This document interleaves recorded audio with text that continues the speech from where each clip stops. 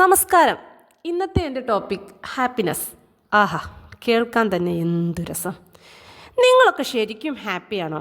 പോട്ടെ, നിങ്ങളിൽ എത്ര പേർ ഈ അടുത്ത കാലത്ത് സന്തോഷത്തോടെ ഒന്ന് ആർത്തു ചിരിച്ചിട്ടുണ്ട്? പലരും ഇപ്പോൾ ഞാൻ അടുത്ത കാലത്ത് നന്നായി ഒന്ന് ചിരിച്ചതെന്ന് ഓർത്തെടുക്കുന്ന തന്ത്രപ്പാടിലാണ്. എൻ്റെ പ്രിയപ്പെട്ട സുഹൃത്തേ, എന്താണ് ഹാപ്പിനെസ്?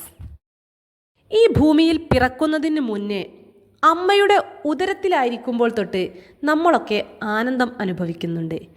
കുഞ്ഞിക്കാലുകൾ കൊണ്ട് അമ്മയുടെ വയറിൽ ഇടിയും തൊഴിയും കൊടുത്തുകൊണ്ട് അമ്മയുടെ താരാട്ടുപാട്ടുകൾ ശൈശവത്തിൽ നമ്മളെയൊക്കെ എത്രമാത്രം സന്തോഷിപ്പിച്ചതാണ്. എന്നാൽ ബാല്യവും കൗമാരവും കഴിഞ്ഞ് യൗവനത്തോടടുക്കുമ്പോൾ സന്തോഷം പതുക്കെ പതുക്കെ കുറഞ്ഞു വരുന്നു. ഞാൻ പറഞ്ഞത് ഒരു യാഥാർത്ഥ്യമല്ലേ?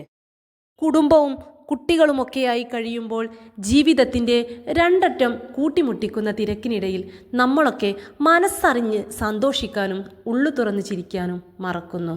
ഒന്നോർക്കുക, ഈ ഹാപ്പിനെസ് എന്നത് പണം കൊടുത്ത് മാർക്കറ്റിൽ നിന്നും വാങ്ങിക്കാൻ കിട്ടുന്ന ഒന്നല്ല, മറിച്ച് നമ്മളത് ക്രിയേറ്റ് ചെയ്തെടുക്കണം. പ്രിയപ്പെട്ടവരുടെ കൂടെ കുഞ്ഞു കുഞ്ഞു യാത്രകൾ ചെയ്തും അവരുടെ പ്രയാസങ്ങളും ബുദ്ധിമുട്ടുകളും പറയാതെ മനസ്സിലാക്കിയും മറ്റുള്ളവർക്കിടയിൽ ഒരു വിലങ്ങു തടിയാകാതിരിക്കുകയും ചെയ്താൽ തന്നെ നമ്മുടെ ഒരുവിധം പ്രശ്നം തീർന്നു. നമ്മുടെ ഈ ഭൂമിയിൽ എല്ലാം തികഞ്ഞവരായി ആരുമില്ല.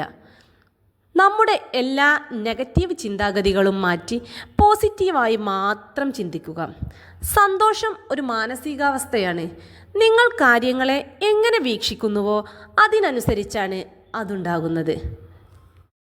നമ്മുടെ ഉള്ളിലുള്ള കുശുമ്പും കുന്നായ്മകളും പരസ്പര വൈരാഗ്യവും മറന്ന് സന്തോഷത്തോടെ ഇരിക്കാൻ ശ്രമിക്കുക.